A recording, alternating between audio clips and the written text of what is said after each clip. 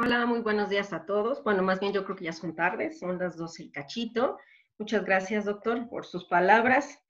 Y pues todo es con base a la experiencia, ¿no? Llevamos más de 15 años trabajando en el laboratorio y pues eso es lo que nos da la experiencia, porque pues todo lo que yo les voy a impartir ahorita, pues es con base a la experiencia que hemos estado acumulando en los años, ¿no? Bueno, entonces, pues vamos a empezar.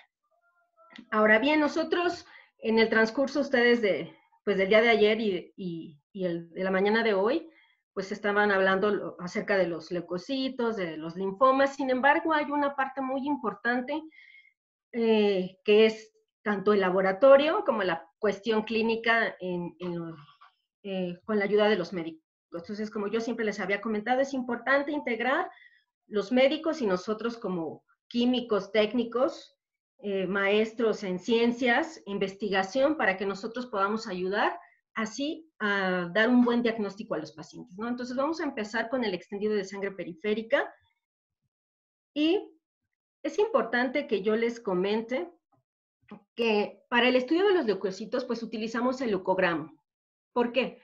Porque este leucograma nos va a proporcionar lo que es el estudio de una biometría hemática como tal, que ya lo habíamos comentado la charla anterior, y este se va a referir a un análisis cuantitativo y cualitativo de los leucocitos, en donde en sangre periférica, analizándolos mediante una biometría hemática.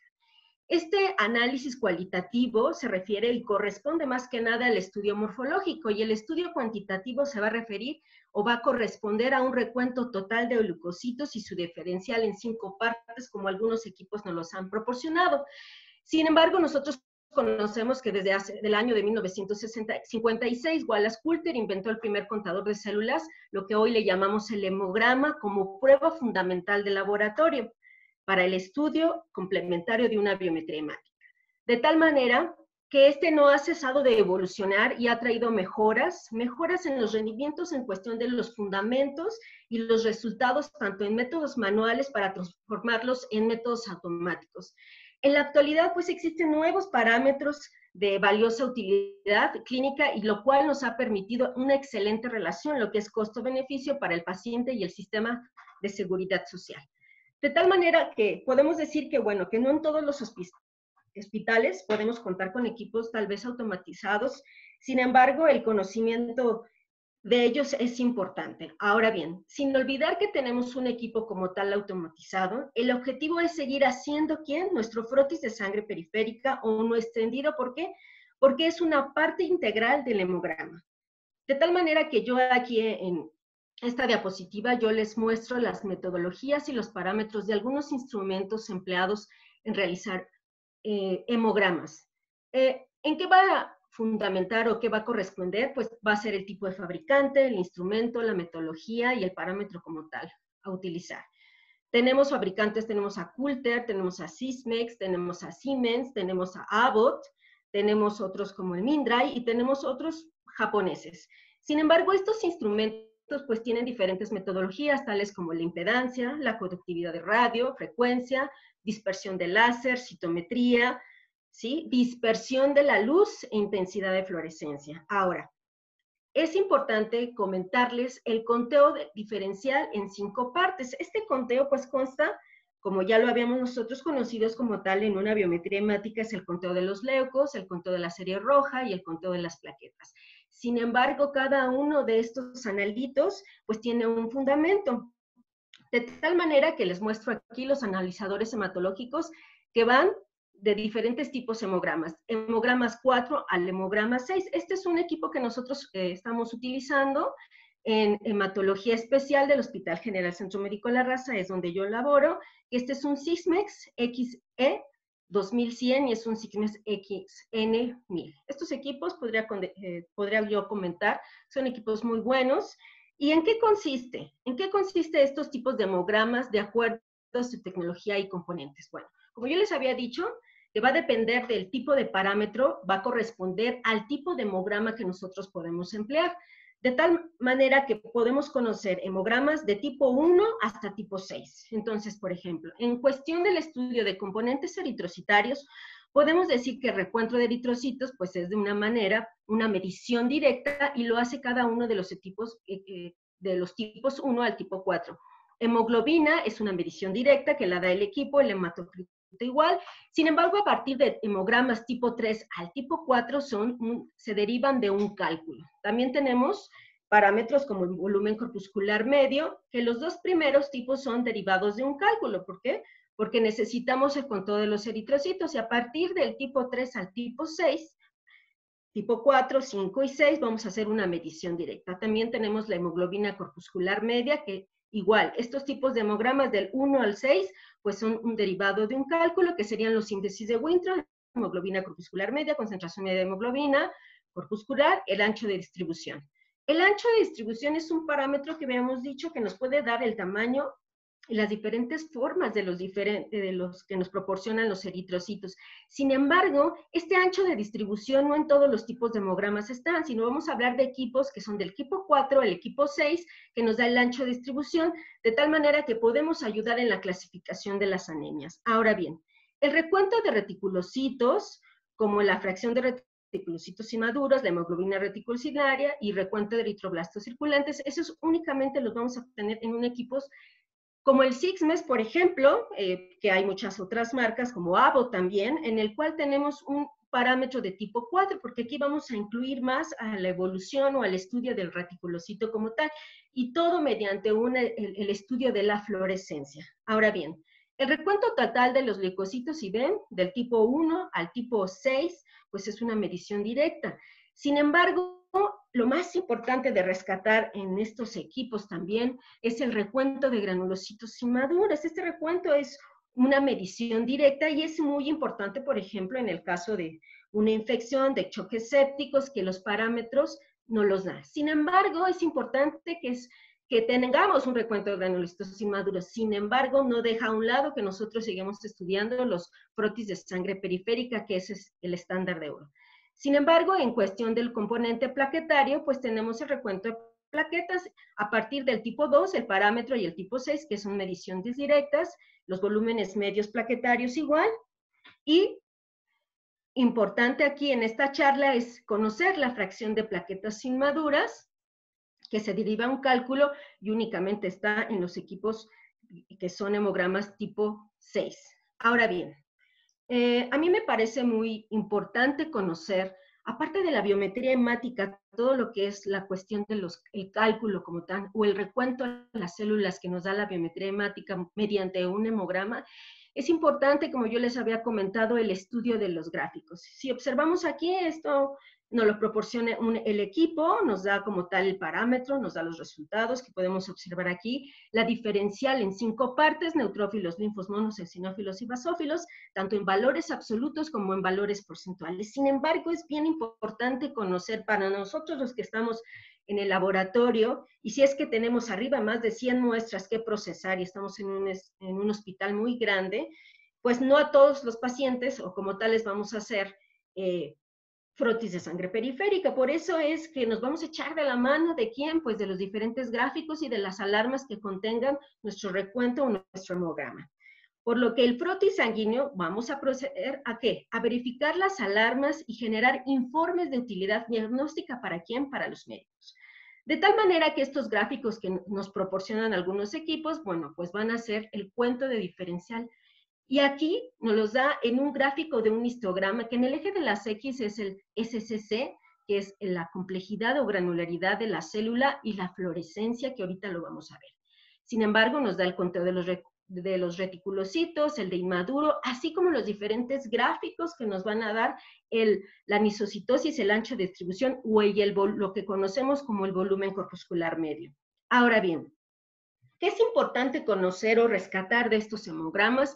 Pues la distribución leucocitaria que tienen en los gráficos y sobre todo en nuestros histogramas. Los parámetros importantes que en estos tipos de histogramas o equipos que nos dan en un caso de un tipo 6, que en el eje de las X nos va a dar la complejidad de la célula y la fluorescencia, es importante conocer su distribución. Ahora bien, yo les había comentado como tal los diferentes fundamentos y ahorita los vamos a ver a continuación. Sin embargo, es importante que ustedes conozcan este tipo de distribución de las células. ¿Qué vamos a distinguir aquí? Pues vamos a distinguir el tamaño, mediado por el forward size, la complejidad por el side scar y la fluorescencia. Así como en el conocimiento de la vida tenemos los 3 cochinitos, o en mañana, tarde y noche, es que no nos olvidemos que existen los 3 parámetros importantes en estos tipos de histogramas: tamaño, complejidad y fluorescencia. Que estos no se nos debe de olvidar.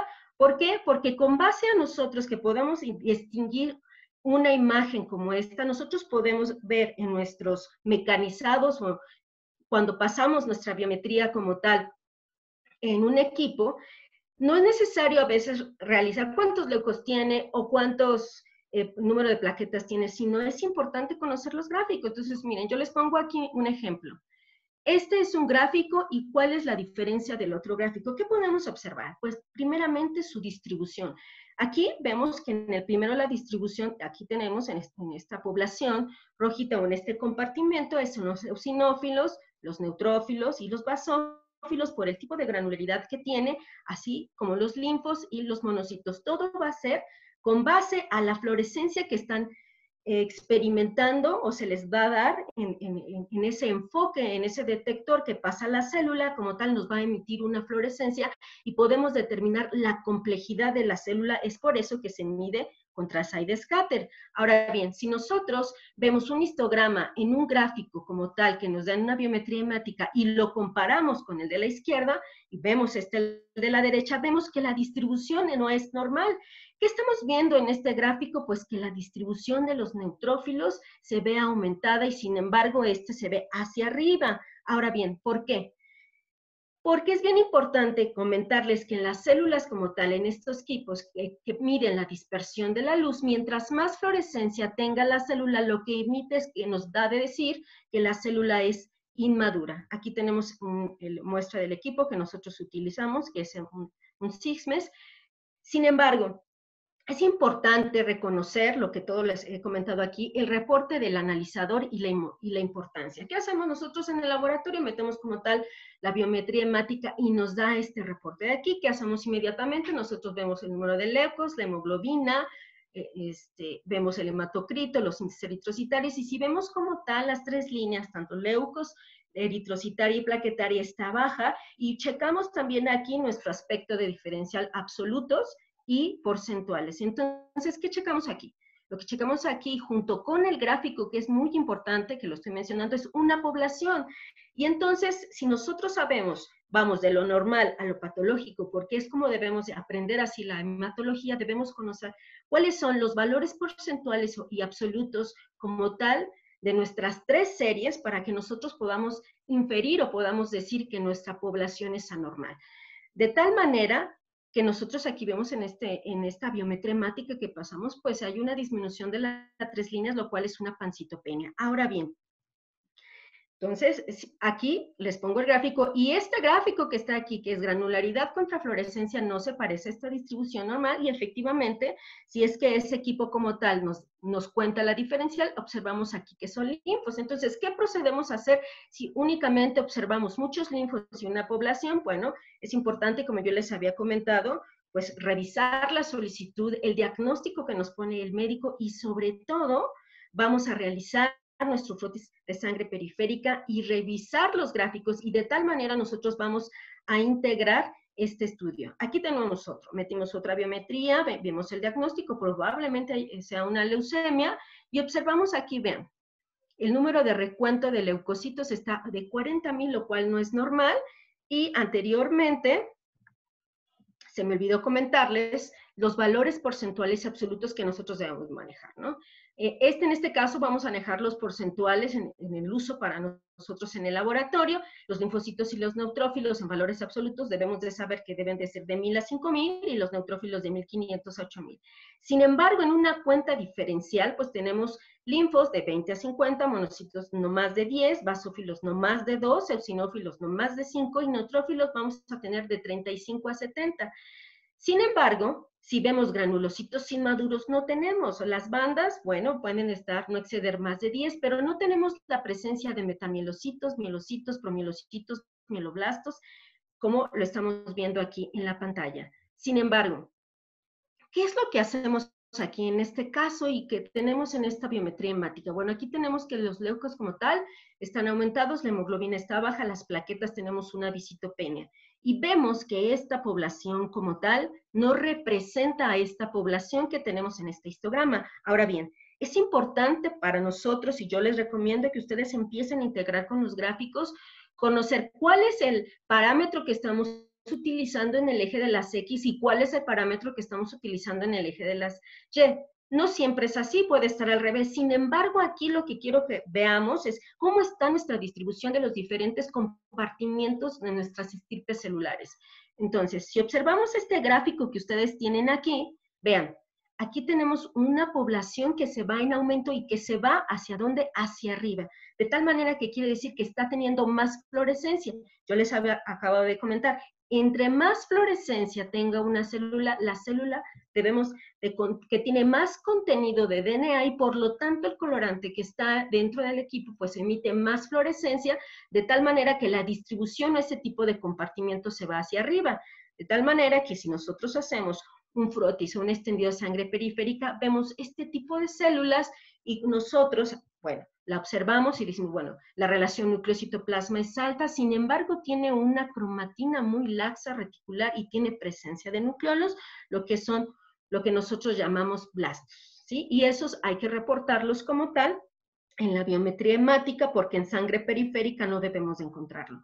Sin embargo, aquí por menos nuestra charla nos va proporcionando pues diferentes informaciones, como ¿qué debemos de conocer nosotros como químicos? Los diferentes fundamentos, cómo es que trabajan nuestros equipos. Y uno de ellos es mediante la dispersión de la luz, y el otro podría ser el enfoque hidrodinámico, y otros equipos que también al inicio que empezaron a estudiar o integrarse es la impedancia electrónica, ¿no? Es la impedancia que quiere decir que vamos a proporcionar una cierta corriente eléctrica a las células porque vamos a emitir voltaje, y ese voltaje nos va a permitir detecciones de quién, de la serie roja, de los eritrocitos y de las plaquetas y leucos, ¿no? Ahora bien, yo les había dicho que es bien importante conocer estas tres señales, que es tamaño, que es el forward size, la complejidad, que es la granularidad, y emitir como tal la fluorescencia.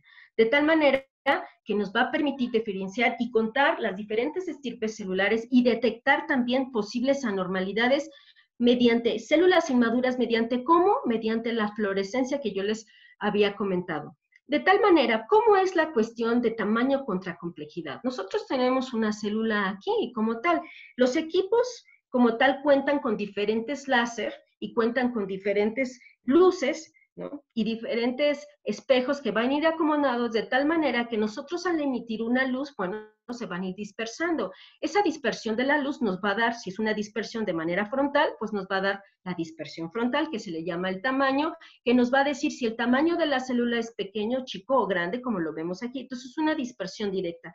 Sin embargo, tenemos una dispersión lateral que está proporcionada por la complejidad de las células, lo cual esta complejidad es a 90 grados y nos va a proporcionar el tipo de gránulo que pueda tener o la presencia de los organelos que tienen cada uno de nuestras células, ¿no? El núcleo, ¿no? No es lo mismo el núcleo de un linfocito como tal en su tamaño como de un neutrófilo, y de tal manera que los va a ir disponiendo los diferentes histogramas como tamaño contra granularidad. Ahora, el enfoque hidrodinámico, ¿qué hacemos? Bueno, el enfoque hidrodinámico como tal, pues nosotros necesitamos ir pasando nuestras células una por una haz de luz. Nosotros si pasamos la biometría hemática como tal, pues tienen en consigo pues, las estirpes celulares, de tal manera que hay un tubo en nuestro equipo que pasamos, y eso es lo que va a permitir como tal en el interior del equipo una cierta apertura, recolectar células de tal manera que van a ir en fila línea y dependiendo del láser que nosotros vamos a incidir, es lo que nos van a poder detectar mediante un fluido envolvente, nos va a detectar lo que es la granularidad o complejidad y el tamaño de nuestras células. A mí me gusta mucho esta diapositiva como tal y me gusta compartirla, y agradezco a una maestra en citometría de flujo que nos da la oportunidad de poderla platicar. Porque si hacemos nosotros una comparación como tal con el microscopio y lo que es un equipo como, llámele un Coulter, un AVA, un Sixmes como tal, y si nosotros pudiéramos abrirlo, vemos que en su parte interior cuenta con ciertos detectores, con ciertos filtros, que de tal manera, ¿qué es lo que necesitamos? Pues en el microscopio como tal, cuando vamos nosotros a observar una célula, pues necesitamos como tal los objetivos oculares y demás, nuestros ojos, y el equipo como tal, pues tiene en su disposición diferentes condensadores, diferentes lentes, que de tal manera que dependiendo de la luz que nosotros vamos a incidir, ¿sí? Por ejemplo, aquí tenemos la luz, nos va a permitir, en el caso de los equipos, un láser y va a determinar de diferentes tipos de láser, ya sea un láser rojo, un láser azul, un láser violeta, nos va a permitir detectar la complejidad y la granularidad por los diferentes detectores y filtros que tienen nuestros equipos. De tal manera, es por eso que nosotros podemos observar el tamaño de la célula, la complejidad y la fluorescencia mediante el contenido y la complejidad que tienen nuestras células. Ahora bien, diferentes poblaciones celulares se pueden observar en el histograma y aquí los vamos a ver. Estas pueden ser detectadas, como yo les había dicho, que son las tres: tamaño, complejidad, ¿no? O granularidad y fluorescencia. Pero vean, en este caso que nosotros tenemos en este gráfico en específico de una diferencial, igual tenemos granularidad, complejidad y la fluorescencia. Veamos aquí, nosotros debemos de conocer cada uno de estos compartimientos que tienen las células. Aquí tenemos a los linfocitos, seguido después por los monocitos, después los neutrófilos, ¿sí? Y basófilos por el tamaño y la composición que tienen en el núcleo y sus gránulos, los eosinófilos, si observamos aquí, pues ¿por qué están desplazados más hacia la derecha? Pues por la complejidad y la granularidad que tiene como tal el eosinófilo, ¿no? Agregados plaquetarios que vamos a obtener presencias aquí, que pueden ser los detritus, ¿sí? Agregados ya sea plaquetarios o fantasmas de eritrocitos, ¿sí? Eritroblastos también que pueden estar aquí. También podemos tener la cuestión de los linfocitos reactivos o los blastos. Y se acuerdan que yo les dije que a mayor fluorescencia la célula va a emitir, de tal manera que nos indica que es una célula inmadura. Por eso es que aquí en este compartimiento podemos encontrar lo que son los linfocitos reactivos o blastos, pero ¿de quién? ¿De qué compartimiento? De los linfos. Vean, este compartimiento que estamos señalado como el número 3 y el número 2, que es el compartimiento de los que son los monocitos y los neutrófilos, pues igual, si estas células como tal, o esa fluorescencia o esa dispersión de esas partículas celulares se van hacia arriba como tal, pues nos está hablando de una fluorescencia alta, en este caso en el número 9, y estamos hablando de granulocitos inmaduros que quedarían por aquí. Sin embargo, conforme tiene la célula mayor fluorescencia, lo que vamos a ver es presencia de células inmaduras, lo que conocemos como blastos. De tal manera que yo aquí hago una comparación en lo que es esto junto con esto, ¿no? Y esto es muy, muy importante tenerlo en mente. ¿Por qué? Porque si estamos nosotros trabajando en un laboratorio, por ejemplo, en mi caso, que a veces tenemos más de 100 muestras, y nuestros pacientes por lo regular los que vemos son niños, son pediátricos, sin embargo, también procesamos muestras de adulto del Hospital de Puebla como tal, pues nos llegan también casos de linfomas, ¿no? Sobre todo casos de leucemias crónicas, y es bien importante, nosotros hacemos primero referencia de conocer, sí conocer como tal los valores que nos proporcionan las diferentes estirpes celulares, pero si nosotros, créanme, integramos los gráficos, esto nos va a facilitar más y nosotros podemos depurar y podemos decir este lo leemos o le realizamos un frotis o realmente realizarlos todo. En nuestro caso, en el laboratorio donde yo estoy en hematología especial, como como su nombre lo dice, pues la mayoría de los pacientes son pediátricos, como les había comentado. Sin embargo, aquí todas las biometrías que llegan, tendremos de realizarles los frotis. ¿Por qué? Porque algunos pacientes llegan de nuevo, otros pacientes llegan con quimio, y de tal manera que nosotros debemos de revisar independientemente del histograma, que nos ayuda muchísimo y sabemos que ese paciente como tal puede tener blastos, que afortunadamente ahorita los equipos no han sustituido lo que es el ojo humano para que nosotros podamos observar los frotis de sangre periférica. Aquí lo importante es saber que cuando los pacientes están en un proceso de quimioterapia o están trasplantados, es darles ese seguimiento y poder nosotros observar si no tenemos la presencia de blastos. Es por eso que nosotros realizamos el extendido.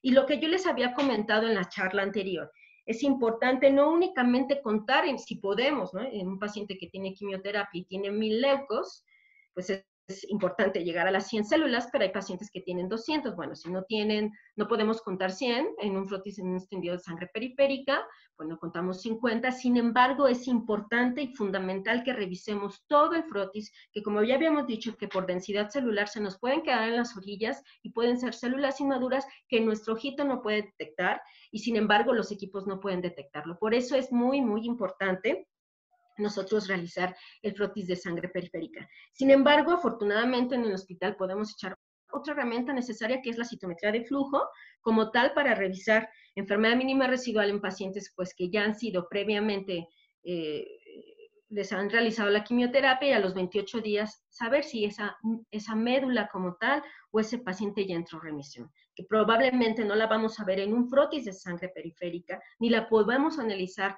en un equipo como estos. Por eso es importante echar otra tecnología, tomar en cuenta otra herramienta, porque pues no la vamos a poder observar, ¿ok?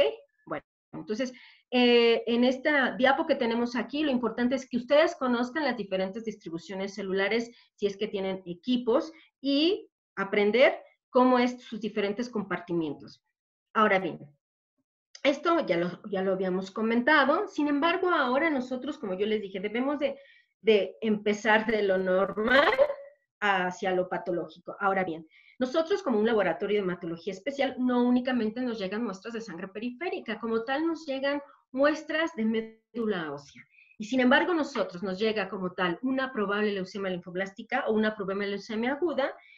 Nosotros sí utilizamos la herramienta que es el equipo como tal y la pasamos, esa médula ósea la pasamos al equipo, e igual manera, dependiendo del uso de la distribución, tanto de la complejidad celular como la fluorescencia, también podemos decir esta médula como tal sí tiene blastos, ¿no? Y desde ahí empezar, antes, saber si tiene o no, si es que llega a un paciente con una probable leucemia. Ahora bien, dentro de las poblaciones celulares en médula ósea, pues nosotros debemos de conocerla. Y la relación normal de una médula ósea es la relación es mieloide-eritroide, no al revés. No es eritroide-mieloide, sino es primero mieloide-eritroide, que puede ser de 4:1, de 3:1, pero siempre la relación mieloide-eritroide. Ahora bien, de C34 ponemos nuestro rango normal en %, porque nosotros utilizamos un gauge en el cual nosotros vemos el porcentaje de las células, pues que vemos que va hasta el 3%, de células eritroides es muy baja, que va de 2 a 9, que son los rangos normales, y el porcentaje, la que sería la media. Los neutrófilos, si se dan cuenta, es relación mieloide, monocitos del 2 al 6/5, eosinófilos muy poco, basófilos igual casi nada, mastocitos del 0.03 no llegando a 1, células plasmáticas, ¿sí? Igual podemos llegar a 1, linfocitos B maduros de 1 al 6%, 7%, precursores B, y linfocitos T, pues es lo que va a ver más linfocitos T que linfocitos B. Y células NK como tal. De tal manera que si nosotros empezamos a conocer los valores de sangre periférica y de médula ósea, pues entonces vamos a hacer referencia en esta charla, qué es lo que debemos de encontrar en una sangre periférica normal y en una médula ósea, ¿ok? Entonces vamos a empezar. Los mieloblastos en sangre periférica. ¿Debemos encontrar mieloblastos? No debemos encontrar ningún blasto en sangre periférica. Mieloblastos en médula ósea, como sabemos, debemos encontrar, sí, parámetros maduros, como lo habíamos comentado en la diapositiva anterior. La relación es mieloide, dada más hacia cuestión, como aquí lo repito, a cuestión de neutrófilos, no tanto a cuestión de promielos, ni mielos, ni metamielos, ni demás, ¿no? Porque si no, esos son parámetros que nos va a indicar que hay un proceso, pues, tal vez displásico, no lo sabemos, tal vez hiperplásico, no sabemos tampoco. Tenemos que echar la herramienta de observar y nuestra médula ósea como tal. De tal manera, ¿qué es lo que observamos aquí? Ahora bien, el mieloblasto en la médula ósea debe de ser de 0.1% al 3.5%. En la sangre periférica, como les comento, no hay. El tamaño sí es grande, considerando el del eritrocito, que es de 7 micras. Entonces, núcleo va a ser redondo, ovalado, la presencia de nucleolos, como ustedes lo ven aquí. gránulos ausentes o escasos, porque es la primera serie de la línea mieloide, y la relación núcleo-citoplasma es de 4:1, ¿qué quiere decir? Que el núcleo es más grande que el citoplasma. ¿En qué patologías como tal lo vamos a encontrar? Pues en leucemias mieloides agudas, en leucemias mieloides crónicas, en leucemias mielomonocíticas crónicas, ¿no? En los síndromes mielodisplásicos, que hay una clasificación como tal, y en la mieloptosis. Ahora, es bien importante, si nosotros apenas vamos a empezar a conocer la cuestión de una célula madura a una célula inmadura, siempre es importante que ustedes comparen la célula con otra. Yo les doy un tip. Por ejemplo, en este caso, es un linfocito y este es un mieloblasto. Entonces, ustedes pueden ver a ambos la diferencia en cuestión del tamaño, la cromatina está condensada, a diferencia de la cromatina que aquí se encuentran pues los nucleolos. Ahora, muy importante es la coloración del citoplasma. Ahora bien, como ya habíamos comentado, si nosotros tenemos una tinción muy básica, pues no vamos a poder observar bien lo que es la coloración del citoplasma. Si tenemos una tinción muy ácida, pues las vamos a ver muy rosas. Entonces, siempre debemos de utilizar un pH de 6.2 a 6.3 para una tinción tanto de médula ósea como de sangre periférica. Ahora bien, el promielocito en sangre periférica. Aquí lo tenemos, y aquí tenemos el promielocito en médula ósea. Observen, ¿no? Varía, este es un promielocito no normal en una médula ósea porque aquí tenemos abundante gránulo, ¿sí? Estas células se encuentran como divididas, ¿sí? Y vean.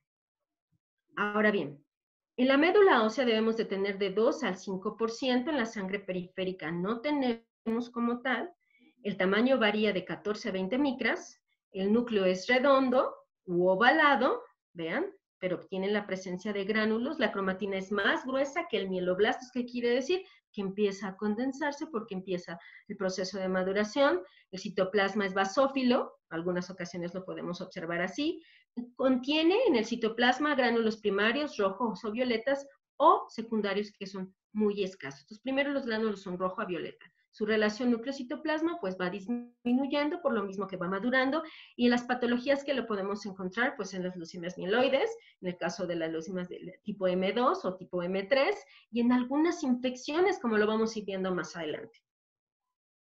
Ahora bien, conforme nosotros vamos estudiando las diferentes estirpes celulares, en este caso de la serie mieloide, pues nosotros si vemos de la etapa como blasto a la etapa de promielo, pues la diferencia es que tanto el núcleo se va haciendo más pequeño y la cromatina como tal pues se va a ir condensando. Sin embargo, en ambos tenemos la presencia de nucleolos y como tal el promielocito empieza a tener nuestros gránulos como tal de mieloperoxidasa. La mieloperoxidasa es una glicoproteína pues que está presente en este tipo de células y sobre todo en serie mieloide. ¿Por qué? Pues porque es nuestra primera proteína o enzimas que producen como tal para los procesos de fagocitosis en diferentes infecciones. Sin embargo, estos gránulos, conforme va la célula, va madurando, pues tienen que ir perdiendo, pero en procesos infecciosos, pues lo que ocurre es que estos gránulos a veces pueden ir en aumento y en los diferentes tipos de neoplasias. Ahora bien, el mielocito, la médula ósea vamos a encontrar de 5 a 19%, en la sangre periférica no debemos de encontrar. A medida que la célula madura, la estirpe de las colonias granulocíticas van a permitir que el linaje celular vaya a ir pues madurando. Entonces tenemos del tamaño de 12 a 18 micrómetros, vamos a tener presencia de nucleolo, pues algunos pueden tener, como en este caso, sin embargo, la cromatina como tal, pues se va a ir condensando y se va haciendo más gruesa. El citoplasma es ligeramente más basófilo, a rosa, pero es bien importante nuestra tinción aquí. En esta tinción pues se ve muy básica, ¿no? ¿Por qué? Porque lo observamos en los eritrocitos, como ustedes lo están observando. Ahora bien, el citoplasma como tal, pues va a tener y contener ya los tipos, los gránulos. De estos gránulos primarios van a ser escasos y secundarios vamos a gránulos azurófilos. La relación núcleo-citoplasma va a haber de 2 a 1. Ahora, ¿en qué patologías los vamos a encontrar? Pues igual en las leucemias mieloides agudas, en el caso, por ejemplo, en una leucemia M2 dentro de la clasificación de la FAB, en síndromes mielodisplásicos también los vamos a encontrar en infecciones tanto virales como bacterianas y en síndromes mieloproliferativos. Entonces, como ustedes ven, ya el mielocito como tal va a ir perdiendo los núcleos y su núcleo, los nucleolos, perdón, y el núcleo como tal se va a ir haciéndose más condensado. Ahora bien, el metamielocito. Este se va a encontrar de entre 13 a 22% en médula ósea y la sangre periférica como tal, pues no debemos de encontrarlo. El tamaño va a ir disminuyendo, encontramos de 10 a 15 micras, su núcleo está como de tal manera identado, que quiere decir así como en forma de riñoncito, ¿no? O guisante. No vamos a encontrar o no podemos observar como tal nucleolos a menos que este metamielocito sufra cambios displásicos como tal. La cromatina en los grumos va haciéndose más gruesa porque se va a ir condensando, el citoplasma pues más azulado, va a ir pálido rosa, los gránulos primarios van a ser los rojos muy escasos y los secundarios van a ir en abundancia, que son los azurófilos. La relación pues del núcleo va a ir de 1.5 a 1, ¿por qué? Porque se va madurando más las células. Ahora, ¿en qué patologías lo encontramos? En procesos de leucocitosis, en procesos infecciosos, en síndromes mieloproliferativos y en leucemias mieloides crónicas. Entonces, por eso es que es bien importante nosotros, si nosotros comparamos el tamaño de los eritrocitos, bueno, sigue siendo el metamielocito más grande que ellos, incluso hasta de un neutrófilo normal. Ahora bien, la banda o callado. Dentro de la médula ósea encontramos de 17 al 33%, en la sangre periférica, lo habíamos comentado, va a ir de 0 al 10%. El tamaño va en relación de 10 a 15 micras y el nucleolo, o el núcleo como tal, no nucleolo, perdón, el núcleo en forma de C, ¿no? O de S, que no permite que este esté identado, o sea, que no esté separado, ajá, pero no en filamento delgado, que es lo que viene aquí. La cromatina debe de ser visible en la porción estrecha para que nosotros podamos decir que es realmente una banda o un callado.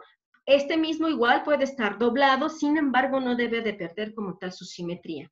De tal manera que los núcleos no los observamos, la cromatina como tal es más condensada, el citoplasma va hacia más rosa o pálido, y los gránulos primarios están completamente desaparecidos y los secundarios podemos encontrar. La relación núcleo-citoplasma, pues en algunas ocasiones va a predominar el citoplasma, pero en algunas puede ser de 1 a 1. Ahora bien, ¿en qué patologías las podemos encontrar? Pues en infecciones, ¿no?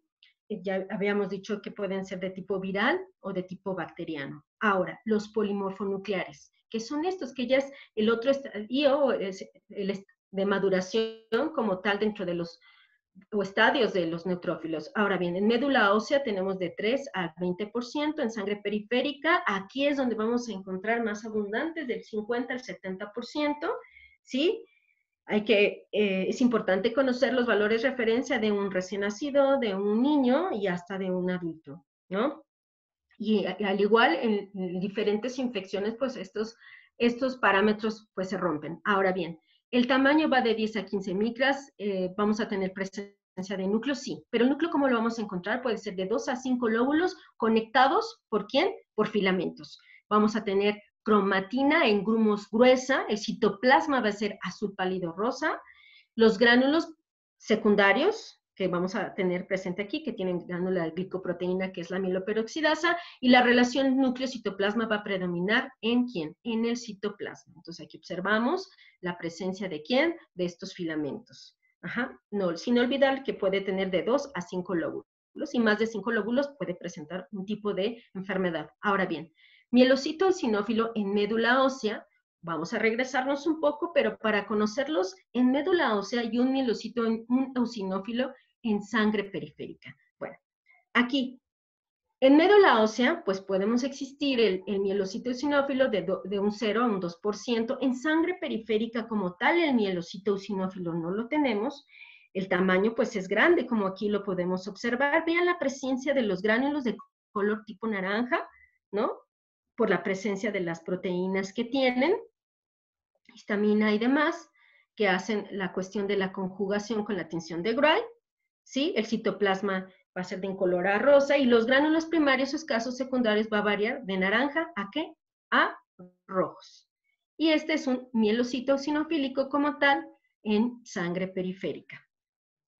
En este gráfico que podemos observar, vean, este es de la serie roja, ¿no? Estos son neutrófilos, algunos son mielocitos como tal, algunos son promielocitos, alguna banda, ¿sí? Que ahorita lo vamos a ir viendo con más detenimiento. Ahora bien, los eosinófilos como tal. En médula ósea podemos encontrar de 0 a 3%, lo hemos comentado, en sangre periférica hasta el 5%, y el núcleo. ¿Cómo se encuentra el núcleo? Bueno, el núcleo va a estar presente de 2 a 3 lóbulos conectados por filamentos, el tamaño de 12 a 75 micras. Los gránulos pueden ser secundarios, abundantes de rojo, como ya lo hemos señalado. Y las patologías en que podemos encontrarlas, pues en anemias perniciosas, en síndromes mielodisplásicos y en síndromes hipereosinofílicos. Ahora bien, el basófilo. El basófilo como tal en médula ósea menos del 1%, en sangre periférica de 0 a 1, aquí el tamaño va a variar de 10 a 14, vamos a tener presencia de núcleo, pero en forma de ¿qué? De lóbulos, encimados unos con otros. La cromatina en grumos gruesos, ¿sí?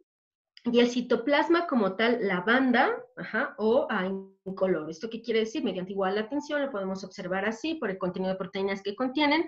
Los gránulos primarios son escasos, gránulos secundarios pues es muy variable, y los gránulos son solubles en agua y pueden desaparecer conforme en algunas áreas que ustedes los pueden tener aquí, ¿sí?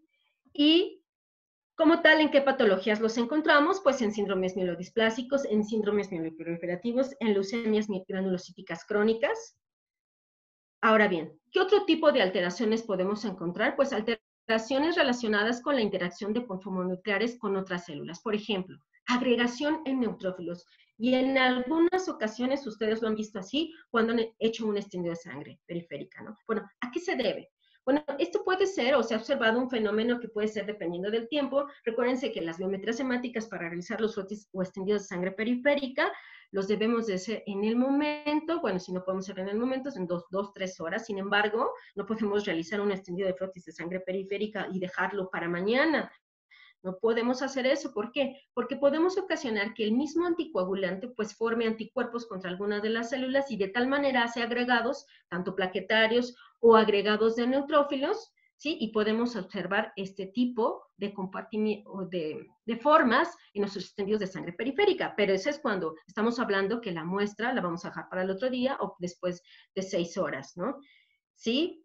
Sin embargo, esto va a ser debido, estas agregaciones van a ser debidos por el anticoagulante, pero ¿en qué otros casos podemos encontrarla? Pues en mononucleosis infecciosas, en infecciones bacterianas de tipo agudas y en enfermedades tipo autoinmunes por la presencia de anticuerpos, ya sea fríos, que es lo que nos va a permitir que haya agregado entre los mismos linfos, agregados entre los mismos eritrocitos y entre las mismas plaquetas. Ahora bien, el macropolicito. ¿El macropolicito a qué se debe esta célula? Habíamos dicho que el neutrófilo como tal debe de tener de 2 a 5 lóbulos, es el neutrófilo segmentado.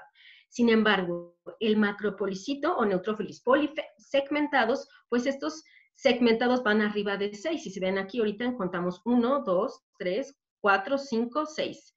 Y así podemos ver.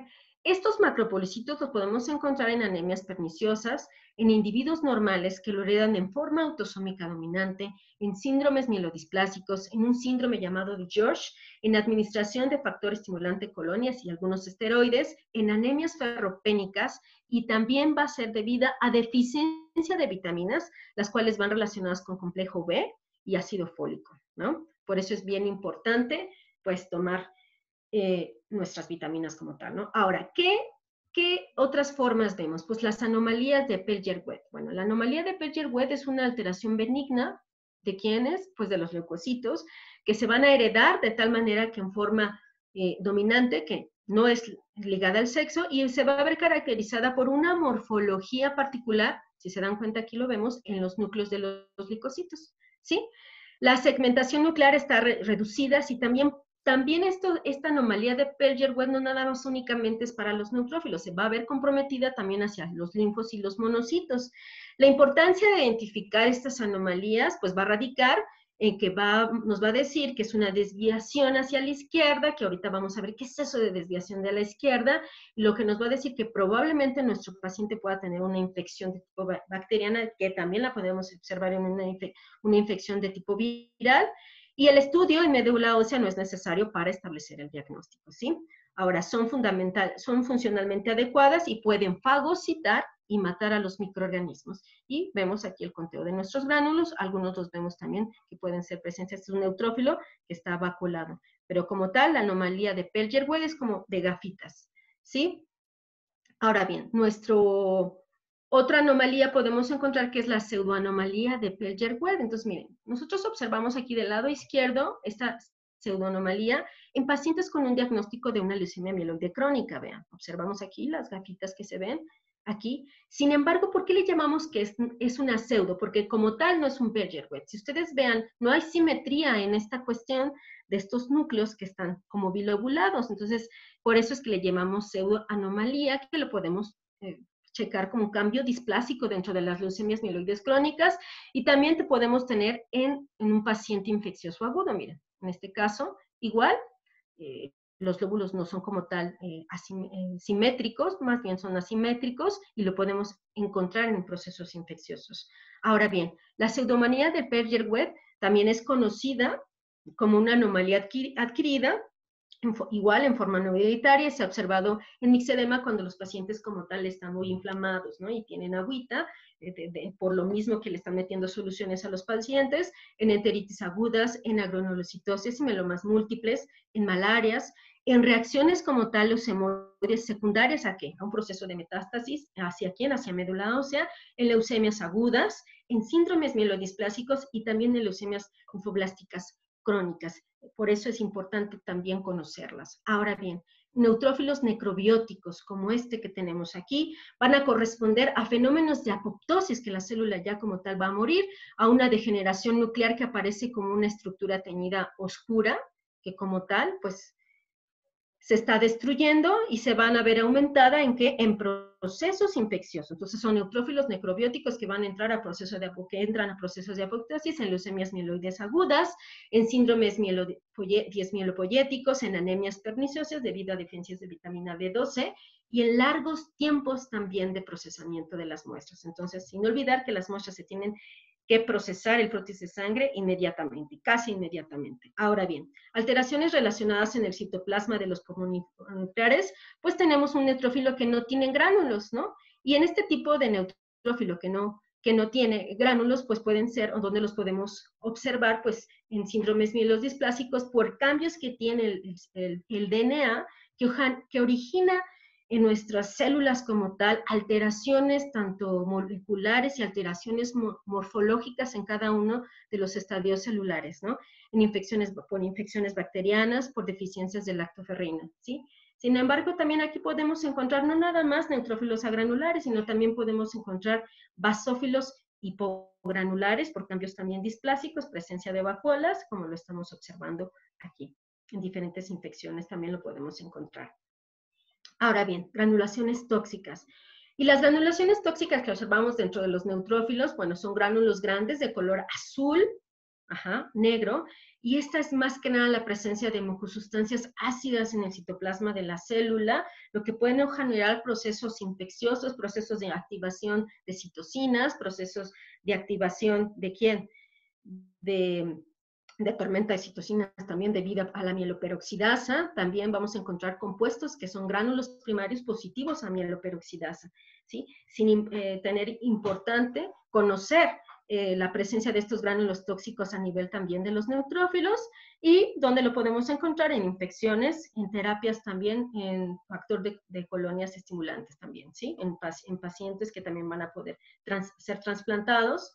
En enfermedades podemos encontrar injertos contra huésped también. Ahora bien, en la presencia de gránulos anormales, otros podemos encontrar los cuerpos de Dole, y estos cuerpos de Dole como tal, pues son áreas ovales de color gris, que son estos que están aquí, azul pálido, cerca de la periferia del citoplasma, y esto es más que nada un agregado de retículo endoplásmico rugoso. ¿Y en dónde lo vamos a encontrar? Pues en estados tóxicos, en infecciones bacterianas también, y podemos encontrarlo en estados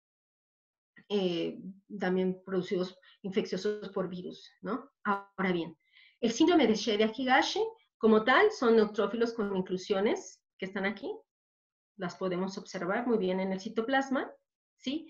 Y tal este síndrome es una enfermedad autosómica recesiva y va a ser como tal como un defecto en la formación de lisosomas que constituyen a los lisosomas grandes de las células y de tal manera que se presenta con albinismo o cutáneo parcial en anormalidades urológicas que podemos encontrar en los pacientes que tienen enfermedades por depósito, en este caso depósitos lisosomales, y vamos a tener la presencia de gránulos predominantes en toda la serie, no nada más en la serie de neutrófilos, sino puede ser en la serie de monocitos, ¿sí? En la serie también de metas, mielos, linfos. Y conforme vamos avanzando, pues también tenemos los neutrófilos vacuolados, que son los que tenemos aquí, es el área circular, clara, que no se tiñe, y es lo que nos proporciona o qué nos indica esto, que es una etapa final de digestión del material o de la grasa que han sido fagocitados, y como tal también podemos encontrar algunos parásitos como los neutrófilos fagocitando, en este caso, un histoplasma capsulatum. Entonces, de tal manera que nosotros debemos de realizar nuestro extendido de sangre periférica, pues con base al diagnóstico que tenga nuestros pacientes. Ahora bien, los bastones de Auer. Los bastones de Auer pues son gránulos primarios los que habíamos dicho que son gránulos de color rosa que se van a fusionar, ajá, y estos no van a estar presentes en una sangre periférica como tal, normal, sino más bien se ven asociados a cambios displásicos y algunas neoplasias como tal, pues a leucemias mieloides agudas, llama leucemia M2, de tipo M2 según la clasificación de la FAB, la promielocítica, la mielomonocítica, ¿sí? De tal manera que es importante conocer qué son los bastones o las células en fagot, que lo podemos observar aquí, que más que nada son estos gránulos que están fusionados, los gránulos primarios. Ahora bien, este es el caso de un promielocito, ¿sí? Con gránulos como tal, tiene la presencia de nucleolos, pero vean cómo este ya no es un promielocito, este como tal ya es un mielo y va entrando a la fase de metamielo, pero la presencia como tal de una célula en astilla o bastón de Auer. Ahora bien, entramos a lo que es la cuestión de la dismielopoiesis. Bueno, ¿a qué vamos a referir que son displasias o el término, ¿no? Pues es que habíamos comentado que pues van a ser un tipo de alteraciones que tienen, alteraciones genéticas o alteraciones que tienen en el DNA, pues que van a ocasionar dentro de las células pues anomalías o alguna alteración morfológica, ¿sí? Y entonces vamos a ver a nuestras células con diferentes alteraciones y que pueden incluir, en este caso, por ejemplo, neutrófilos en anillo, neutrófilo con núcleo circular, y pueden incluir algunas de las siguientes características que existen, una granulación anormal o formas nucleares anormales, ¿sí? Ahora, ¿qué podemos observar también en frotis de sangre periférica? Pues neutrófilos con plaquetas que se están fagocitando. Miren, en este caso es un neutrófilo que se fagocitó a una plaquetita. También podemos encontrar neutrófilos que se fagociten a un eritrocito, lo que son los eritrofagocitos. Miren, aquí están y se observan muy bonitos. ¿En qué patologías o en dónde las podemos encontrar? Pues en anemias hemolíticas autoinmunes, cuando hay presencia también de hemaglutininas frías, en hemólisis inducidas por mordeduras de serpientes, podemos encontrar esta eritrofagocitosis, en anemias falciformes y también en algún tipo de hemoglobinopatías. Ahora bien, los cuerpos de Barr, que es lo que hemos estado observando en algunos neutrófilos, que se le conoce como la cromatina sexual, de más o menos 1.5 micrómetros de diámetro, el cual va a estar unido al resto del núcleo, representa el cromosoma X inactivo de la mujer, no se observa en neutrófilos de hombres normales, ni en los hombres fenotípicamente que son mujeres, ¿no? Ahora bien, ni en mujeres con síndrome de Turner, solo hay un cromosoma, recuerden, un cromosoma X. Sin embargo, se observan en hombres con síndromes de Klinefelter, que es XXY, y en mujeres 3X. Por eso es importante también conocerlos. Ahora bien, yo les hablé como tal de una desviación hacia la izquierda. ¿Y a qué se debe como tal dentro de la serie mieloide o dentro de la serie de los neutrófilos esa desviación hacia la izquierda? Pues esto es según el grado de maduración de los neutrófilos que se han definido por dos figuras, que habíamos dicho una desviación hacia la izquierda y una desviación hacia la derecha. Entonces, miren, yo les pongo aquí una división, ¿no? Como tal, tenemos aquí, en este rango, que son, habíamos dicho que los neutrófilos debemos de tener de 2 a 5 gránulos, que sería una distribución normal. Tenemos aquí gránulos con 2 glóbulos, gránulos con 3 glóbulos, gránulos con 4 glóbulos y hasta gránulos con 5, ¿no? Nuestra distribución de nuestra campana de Gauss de manera normal, pero ¿qué pasa si pasan allá? Pues tenemos una distribución o una desviación hacia la derecha, que estamos hablando de un tipo de una anemia perniciosa, un tipo de una deficiencia de algún tipo de vitamina B, ¿no? Ahora bien, ¿qué pasa si estamos hablando, si tenemos esa distribución anormal y podemos encontrar bandas, pues estamos hablando de una infección severa? ¿Qué pasa si encontramos no únicamente bandas, sino encontramos lo que son metamielocitos, mielocitos y promielocitos y ya hasta más células inmaduras? Pues podemos hablar aquí también de infecciones severas debidas a la cuestión de virus, ¿sí? Y una posible o causas de una leucemia mieloide. Y hablamos también, puede ser una leucemia aguda o una leucemia de tipo crónica, ¿sí?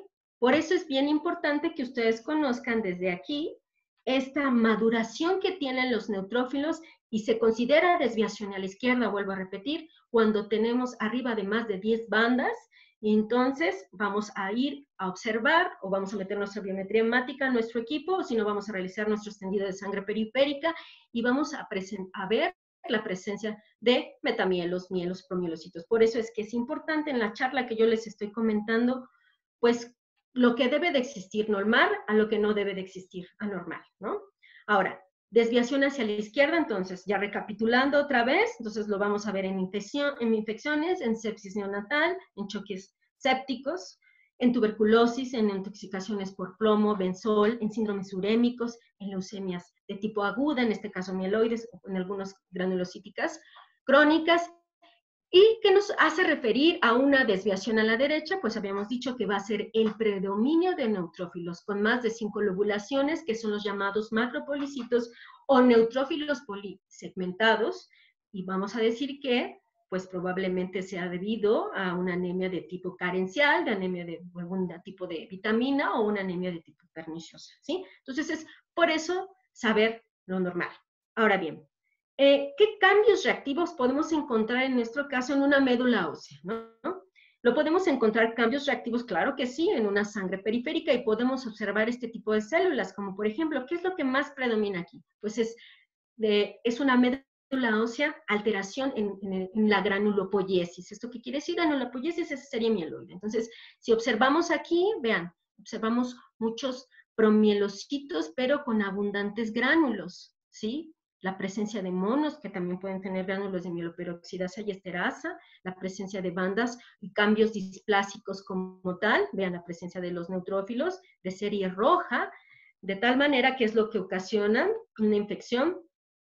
Aquí tenemos que es una infección por VIH que muestra anomalías significativas en el proceso como tal de una granulopoiesis, ¿no? Ahora, estas anomalías como tal, pues algunos son por procesos infecciosos y ustedes saben que si hay procesos infecciosos, ¿de qué otra manera podemos también visualizarlo? Pues el aumento de hierro, ¿no?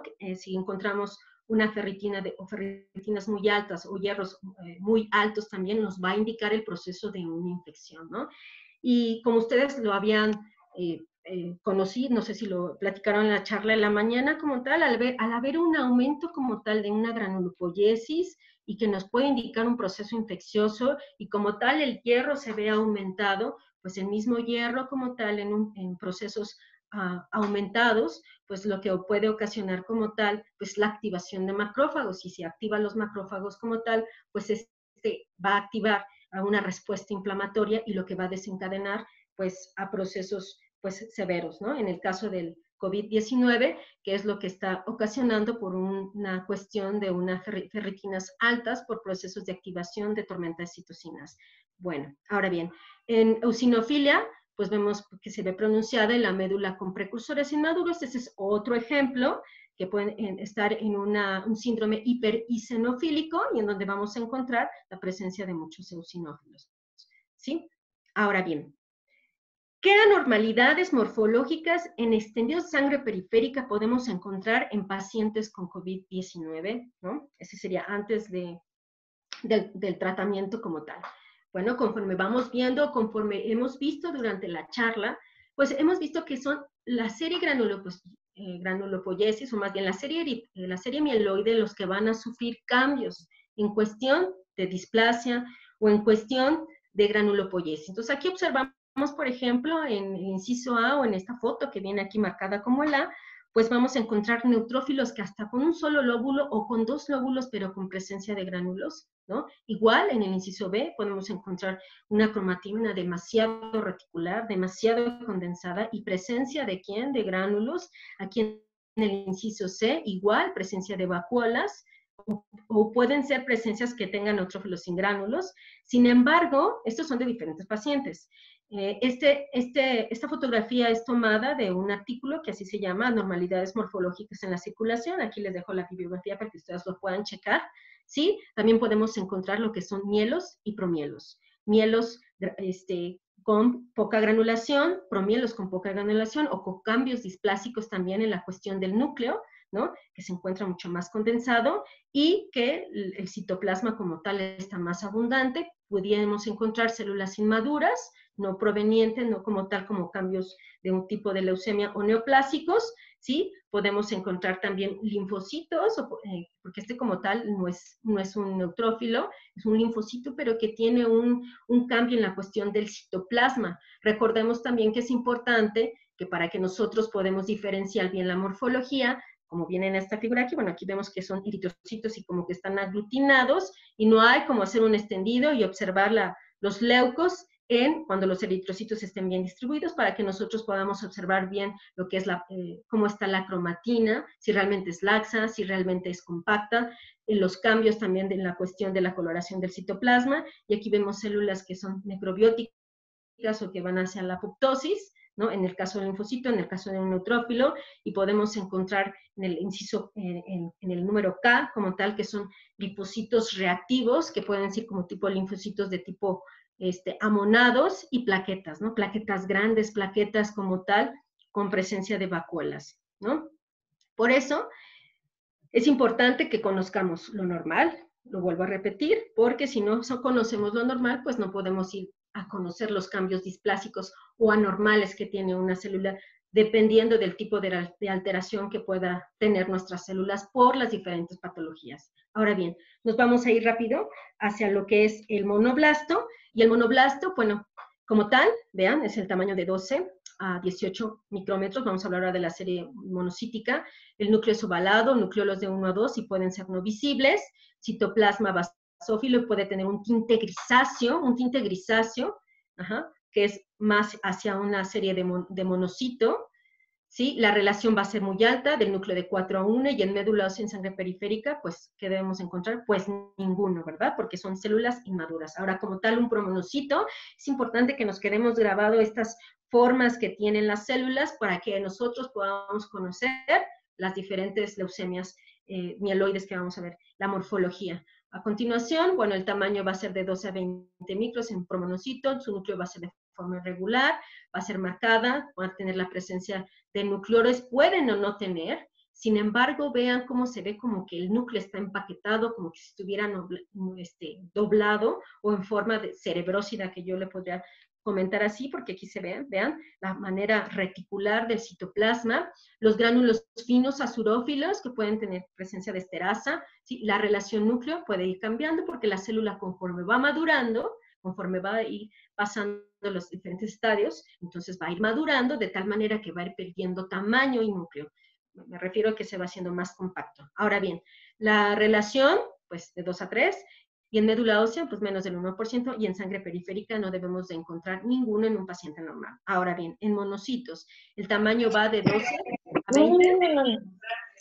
¿Sí? Su núcleo va a ser variable, los nucleoles pues no vamos a encontrar, el citoplasma es azul, los gránulos vamos a encontrar muy finos, las vacuolas son numerosas y su relación puede ser variable, ¿no? Puede ser de 2 a 1, ¿sí? En médula ósea lo que vamos a encontrar de un 2 hasta de un 2%, pero en sangre periférica variaba de 3 al 11%, si encontramos en un frotis muchos monos y por lo tal la biometría hemática tiene arriba de 11, pues es importante que ustedes le hagan el extendido, ¿sí? Ahora bien, aquí esto es importante que ustedes lo conozcan y es un resumen de ahorita de la estirpe monocitoide, ¿no? Entonces, habíamos dicho que es el tamaño, va siendo más grande la relación, vamos a tener la presencia de un citoplasma de color grisáceo azurófilo, vean la presencia de nucleoles y conforme va madurando la célula, pues el núcleo se va a ver como tal, por ejemplo, de entre un monocito monoblasto a un monocito, pues está de por medio el promonocito,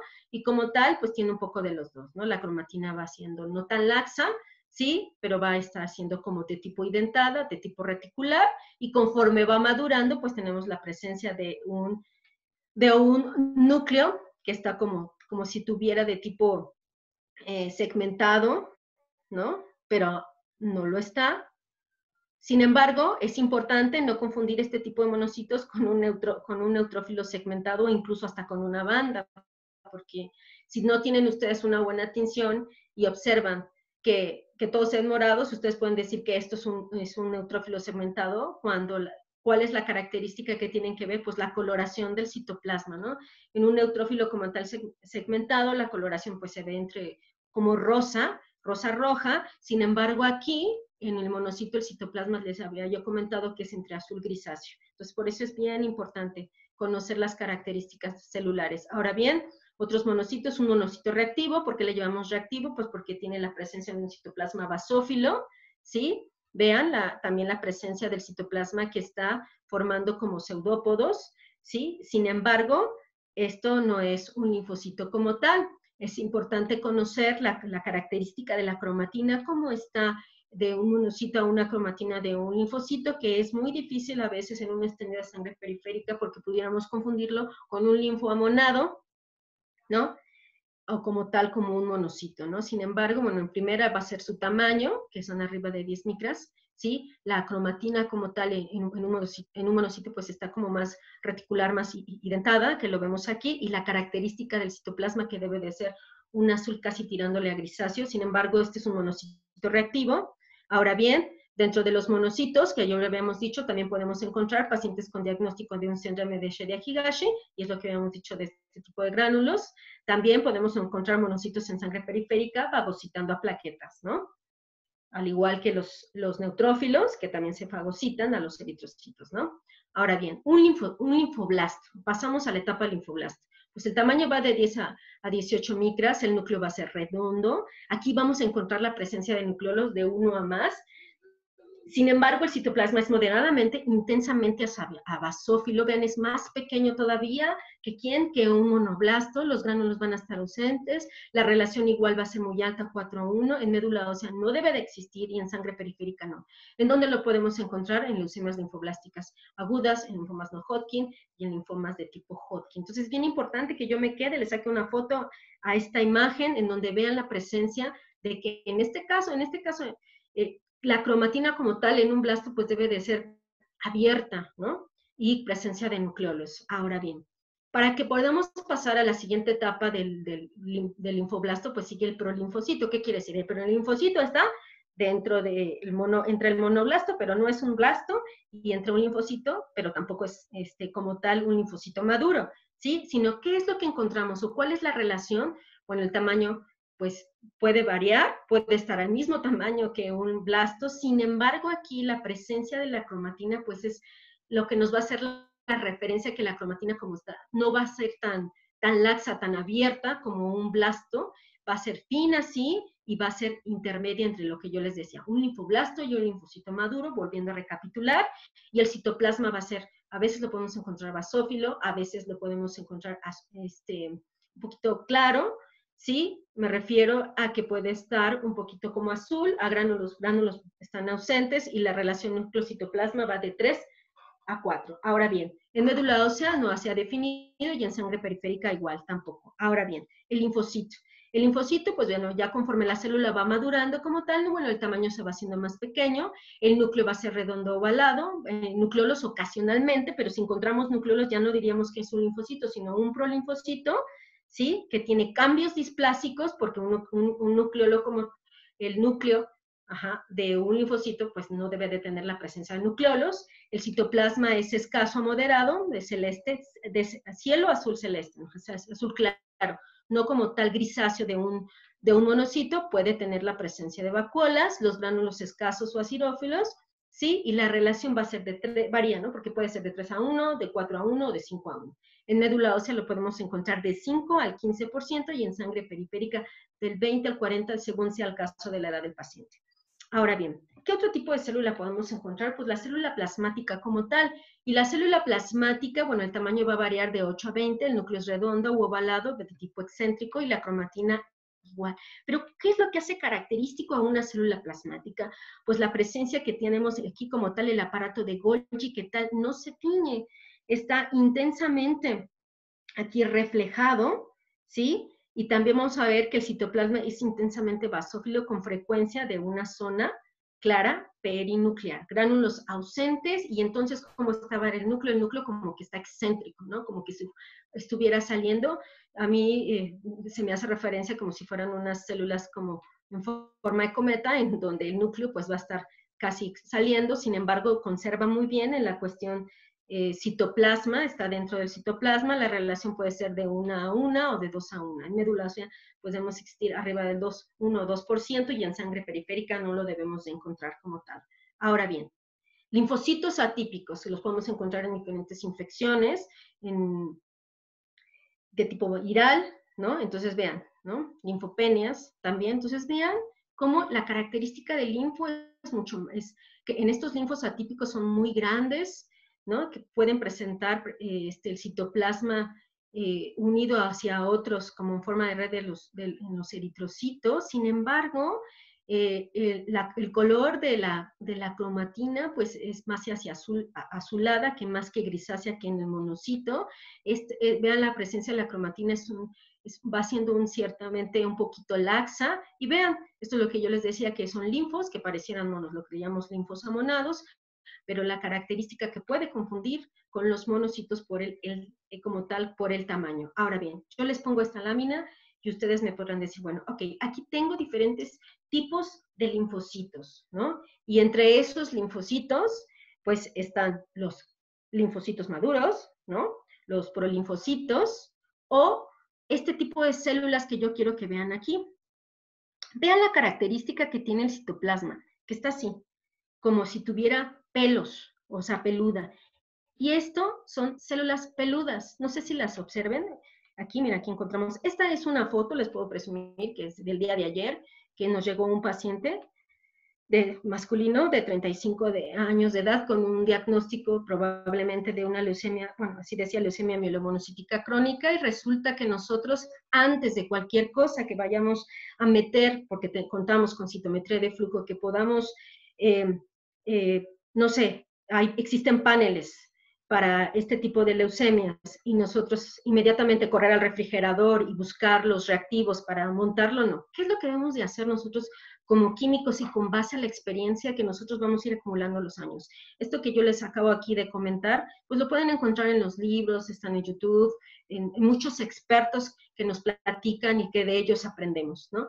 Aquí lo más importante que ustedes es el trabajo diario que hacen en su laboratorio, ¿no? La convivencia que tienen hasta con sus médicos, ¿no? Y la convivencia que tienen en tomar los libros, ¿no? Y escuchando charlas, ¿no? Y podernos orientar. ¿Qué debemos de hacer primeramente? Bueno, yo les aconsejo, primeramente, bueno, ver el diagnóstico, ver el resumen clínico que nos da como tal el médico, y tener un poco lo que se le dice, o mucho de intuición. En este caso, nosotros nos llegó, les digo así, el resumen clínico de que era paciente masculino de 35 años de edad, con pérdida de más de 10 kilogramos, y probablemente le habían hecho biopsia y habían encontrado monocitos. Sin embargo, nosotros lo que hicimos es revisar el extendido que nos mandan. Nosotros siempre pedimos, porque son pacientes de otro laboratorio del mismo Instituto Mexicano del Seguro Social que trabajamos, y lo que nosotros hacemos, pedimos una laminilla sin teñir. ¿Por qué? Pueden traernos una teñida ya por ellos, pero es importante, primer paso, la tinción que ustedes tienen, ¿no? Entonces, la teñimos, la observamos al microscopio y observamos este tipo de células y vimos, ¿no? O sea, en una leucemia mielomonocítica crónica, como lo dice, pues vamos a encontrar en un frotis de sangre periférica o en un extendido de médula ósea, porque nos dan médulas, vamos a encontrar pues más de la serie mielomono, como dice. Aquí nosotros, al primero que observamos, pues estos no vemos que tengan características de monocitos, sino más bien de linfos. Pero aquí cabe nuestra intuición o nuestro conocimiento de las células y ser observadores. Entonces, ¿qué es lo primero que me llamó la atención? Pues vean, la característica que tiene el citoplasma. O sea, tanto de todos son linfos. Digo, sí, estos son linfos. Esto yo dije, para mí no es una leucemia mielomonocítica, más bien vamos a buscar qué puede ser. Entonces, ¿qué es lo que debemos de conocer? Bueno, la tinción, observarla en el microscopio. ¿Cómo debe de ser esa observación en el microscopio? No irme directamente a 100. Ustedes tienen que irse primero al objetivo, como ya lo había comentado la charla anterior, se tiene que ir al de 10X, luego si es que tienen de 25, luego a 40 y luego a 100. ¿Por qué? Ustedes deben de tener primero un enfoque general de todas las células de la serie roja y de toda la serie leucocitaria para que ustedes puedan orientarse si es más hacia serie mieloide o eritroide o al revés, más serie eritroide o mieloide. En este caso nosotros, bueno, yo lo leí a 25 y ¿qué hicimos? Dije, no, o sea, yo no le veo más serie mieloide, le veo más serie hacia linfocitos, entonces, primeramente, bueno, lo enfoqué de una manera que los eritrocitos como tales estuvieran no juntos, sino están aquí todos separaditos para que yo pudiera observar las características de la cromatina y del núcleo que estuvieran realmente como son. Porque ya acuérdense que ya los había mencionado, si ustedes buscan en zonas donde los eritrocitos como tal están apelmazados o unos con otros o aglutinados, pues las células igual, la serie leucocitaria pues se junta y no te permite ver una visualización de la serie que tú quieres observar, en este caso, pues la leucocitaria. Entonces, vean, entonces nos llamó la atención esta característica de citoplasma, entonces dijimos, probablemente sea una tricoleucemia, ¿no? Que es HCL, que es Leukemia Cell Hair, de células peludas, y entonces, ahora sí, ¿qué hacemos? Vamos al refrigerador, vemos la lista de anticuerpos monoclonales que tenemos y entonces tenemos el panel para lo que se le llama linfomas o más bien se llama serie de linfoproliferativos crónicos de células B y afortunadamente ayer montamos el panel y sí, nos dio una leucemia de células peludas. Entonces, ahorita llevamos la primera charla. Les agradezco, no sé si tengan ahorita una pregunta, si no me sigo para que podamos pues terminar y dejar en claro que dejamos de ver aquello que aprendemos a entender, ¿no? Esto es de Marie Curie. ¿Esto qué quiere decir? Que ustedes pues se tienen que lanzar a experimentar y a seguir su intuición, ¿sí? Entonces, vamos a seguir con la siguiente charla. ¿Todo bien hasta ahorita? Doctor, ¿todo bien? ¿No hay ninguna pregunta? No, Química, todo bien. Continuamos. Okay. Continuamos, perfecto. Ok. Voy.